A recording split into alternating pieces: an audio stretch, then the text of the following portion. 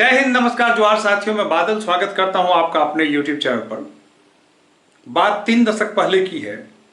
Mumbai airport पर एक chartered विमान खड़ा होता है और उसमें लोड किए जाते हैं गोल्ड, सोना, और उसे शिफ्ट करा दिया जाता है यूके में। जी हाँ, ये बात 1991 की है, जब भारत अपने आर्थिक स्थिति में सबसे बुरे दौर से गुजर रहा था। उस वक्त भारत की जो विदेशी मुद्रा भंडार भारत में सबसे लोवेस्ट स्टेज पर थी और भारत ये चिंतित था इस बात को लेकर कि कैसे आयात के लिए हम लोग विदेशी मुद्रा की व्यवस्था करें। उस वक्त भारत ने अपने देश का सोना गिरवी रखकर विदेशों से विदेशी मुद्रा भंडार एकत्र किए। बात यह पुरानी हो चुकी, वो दौर कुछ और था, अब यह दौर कुछ और है। यह दौर बदल चुका है। अब भारत भी वैश्विक परिदृश्य में मजबूत होकर उभरा है। आर्थिक स्थिति भी भारत की बहुत अच्छी हो चुकी है और विदेशी मुद्रा भंडार भी भारत के पास सर्वोच्च स्टेज पर है। ऐसी परिस्थिति में भारत क्यों चाहेगा कि उसका रखा हुआ सोना कहीं बाहर रहे।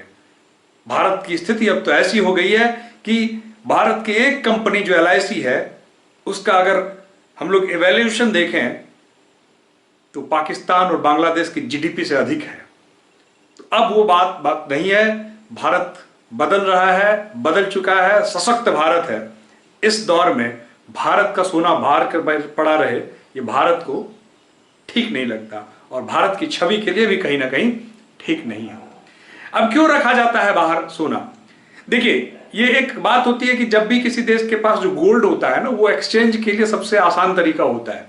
कई देश हैं विश्व में जो अन्य देशों के पास जो है गोल्ड रिजर्व करते हैं और गोल्ड रिजर्व करके क्या करते हैं, आपातकालीन स्थितियों में अपनी देश की नींव, अपने देश की साख बचाने में वो गोल्ड उनके काम आ सकता है, यह समझ के। जैसा सिमिलरली हम लोग समझते हैं कि एक व्यक्ति बैंक में पैसा क्यों रखता है, बस उसी विचार को टारगेट करके वो देश होता है, वो अपने गोल्ड को रिजर्व करता है कहीं पर, और वो भी सेफ जगह में करता है।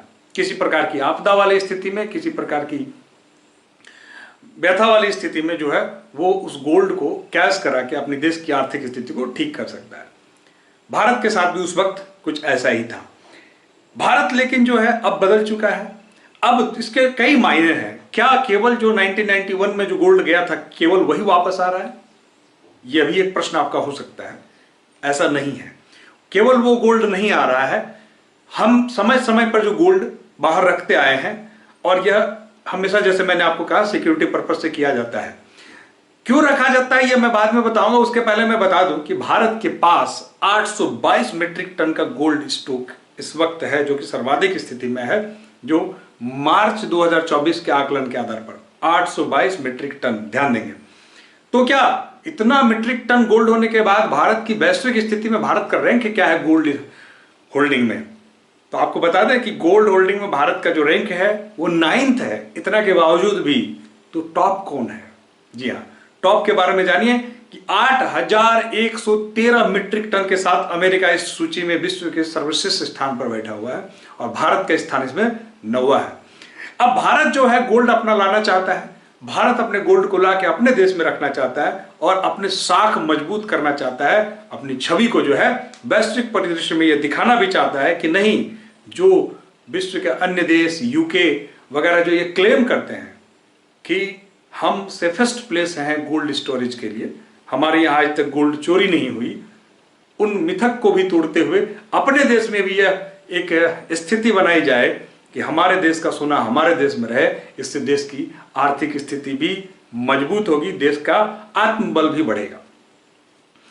अब परिस्थितियां भी ऐसी कुछ हो सकती हैं कि जिसके बारे में हम लोग चर्चा कर सकते हैं। जैसा कि मैंने कहा, अभी अगर आप लोगों ने देखा होगा तो जो यूरोपीय संघ है और USA है, इसने रसिया पर क्या किया, प्रतिबंध लगा दिया। रसिया का जो गोल्ड स्टॉक उनके यहां पड़ा हुआ था, यूक्रेन वार के दौरान अचानक से यूरोपियन जो संघ है, यूरोपियन यूनियन और USA ने मिलकर यह फैसला लिया कि रसिया का जो स्टॉक है उसको सीज कर लिया जाए। ध्यान देंगे, रसिया का स्टॉक को सीज कर लिया जाए, जिससे रसिया का मनोबल टूटेगा और उसकी आर्थिक स्थिति चरमराएगी, खराब होगी। रसिया ने तो जमा किया था अपने बुरे दिनों के लिए कि कल को कोई बुरा दिन आ जाए तो वैसी परिस्थिति में जो है हम इस रिजर्व का इस्तेमाल करेंगे। लेकिन वार की स्थिति में जब रसिया को उसकी जरूरत थी तब यूरोपियन संघ ने यह फैसला लिया कि नहीं, रसिया जो है यूक्रेन पर अनावश्यक अटैक कर रहा है, तो हम लोग उसके रिजर्व को ही रोक देते हैं ताकि उसका वो लाभ ना ले सके और वो झुक जाए। कल को कोई बड़ी बात नहीं है कि दुनिया में वर्ल्ड वॉर 3 छिड़ जाए, जो वर्तमान परिस्थिति है। ऐसे में जो यूके वगैरह जो है ये उसके जद में आ सकते हैं। वैसे में हमारा जो फॉरेन एक्सचेंज है या जो हमारा गोल्ड है वो यहाँ पर, वहां जो गोल्ड पड़ा हुआ है यह भी खतरे में आ सकता है। अब एक हाइपोथेटिकल कंडीशन की मैं बात कर लूं, अगर मैं बात कहता हूं कि जैसा कि मोदी जी ने अभी इंडिकेशन दिया है कि तीसरे टर्म में बड़े काम होंगे, देश की आशाएं एक बड़े काम की ओर टिकी हुई है, नो डाउट। अब वो बड़ा काम क्या है? पीओके। जी हाँ, पीओके की एक ऐसी परिस्थिति है जिसमें उम्मीद जताई जा रही है कि मोदी जी के इस कार्यकाल में पीओके को लिया जाएगा। ये न केंद्र प्रकार ने चाहे जैसे भी हो, पीओके भारत में आने के लिए उस पर रणनीति बन सकती है, उस पर एक्शन लिया जा सकता है। ऐसी परिस्थिति में हूबहू हमारे साथ भी वह कंडीशन रिपीट हो सकती है जो कि रसिया के साथ यूरोपियन संघ और अमेरिका ने किया यूक्रेन वॉर के दौरान। हो सकता है कि हम पीओके पे अटैक करें, हो सकता है कि हम पीओके पे कब्जा करें और यूरोपियन संघ जो है यह फैसला ले कि नहीं, भारत को नेल डाउन करने के लिए उसका जो रिजर्व है उस रिजर्व को रोक दिया जाए। ऐसी परिस्थिति बन सकती है। उस स्थिति से बचने के लिए सरकार यह सोच रही है कि क्यों ऐसी स्थिति से बचे, ऐसी स्थिति पड़े ही क्यों, तो हमारा जो कहीं गोल्ड रिजर्व पड़ा हुआ है वो हम वहां से ले आते हैं। दूसरी परिस्थिति ये है कि किसी भी चीज में, किसी भी देश में, मान लीजिए अगर आप गोल्ड है, आप ही जैसे घर का सोना अगर बैंक में रखते हैं, लॉकर में रखते हैं, तो आपको एक लॉकर चार्ज देना पड़ता है। तो लॉकर चार्ज जो है यहां भी लगता है, ध्यान दीजिएगा, लॉकर चार्ज यहां भी देना पड़ता है, जो कि छोटा मोटा नहीं तो काफी भारी भरकम होता है। तो भारत चाहता है कि जो लॉकर चार्ज जो हम दे रहे हैं उसको हम अपने देश की सिक्योरिटी में खर्चा करके उसको अपने घर में सेफ रखें। ठीक है, तो लॉकर चार्ज से बचने का भी एक उपाय है। ध्यान दीजिएगा, ऐसी स्थिति में एक सवाल आपका यह भी उठता है कि जब भी हम लोग कोई चीज बाहर से मंगाते हैं तो उसमें हम लोग कस्टम एक्साइज ड्यूटी वगैरह देनी होती है। तो भारत सरकार चूंकि यह इसका नेशनल सॉवरेन जो है की बात है, तो इसने कस्टम एक्साइज से जो एग्जम्पशन पा लिया है, इससे इसको छूट मिल गई है। लेकिन ध्यान देंगे एक चीज कि इसे एक चीज से छूट नहीं मिलेगी, आईजीएसटी, इंटीग्रेटेड जीएसटी। जी हाँ, वो ऐसी जीएसटी है जिसमें जो राज्य और केंद्र के बीच में बंटवारा होता है वो तो पे करना ही पड़ेगा गवर्नमेंट को। आईजीएसटी जो इसमें निकलेगी वो आईजीएसटी राज्य और केंद्र के बीच में बटेगी। तो ध्यान देंगे, देश का जो गोल्ड है देश में लौट कर आ रहा है, गोल्ड की घर वापसी हम कह सकते हैं, 100+ मीट्रिक टन की गोल्ड की वापसी हो रही है और अगले चरण में फिर 100+ और आने की संभावना है। चूंकि जो हमारे देश में, जो मैंने कहा कि 822 मीट्रिक टन हमारे देश में सोना पड़ा है, हमारे पास रिजर्व है, उसका लगभग 400+ मीट्रिक टन सोना विदेशों में रखा हुआ है। जैसा कि अमूमन देश करते आए हैं उस तरह भारत भी रखता है। धीरे धीरे क्रमशः वो सारे सोने अपने देश में मंगाए जाएंगे और देश की जो स्थिति है, जो आर्थिक स्थिति है, जो ताकत है, वर्ल्ड परिदृश्य में उसको भी महसूस कराया जाएगा।